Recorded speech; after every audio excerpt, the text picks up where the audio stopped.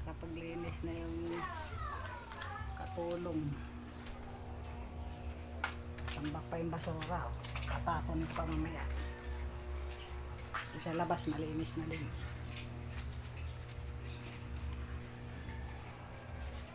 Day off nga yung lola para magpahinga.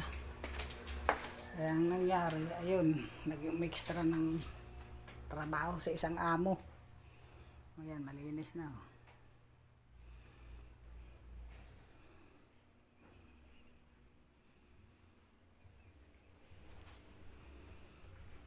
Malinis na rin yung lababo. Makintab po. Linis. Kasi yung CR, makintab na din. Nilulumot na ng puro sabon. Ayan.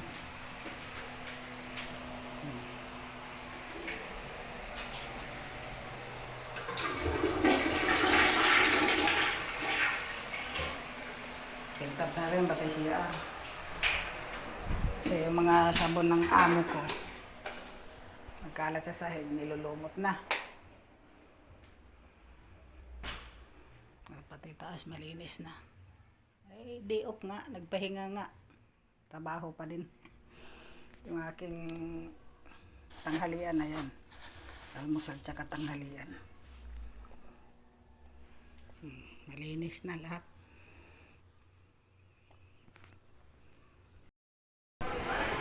Karoon na ng cleaning ko. Inutusan ako ng ano ko dito para happy yung gas. Dito ako sa isang Herbie.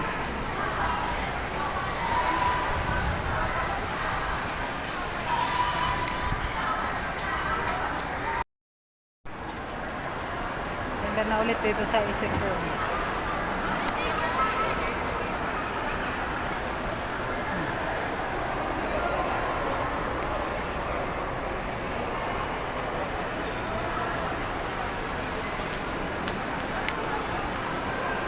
Lalo na. Tatapos magpakapagod ng trabaho.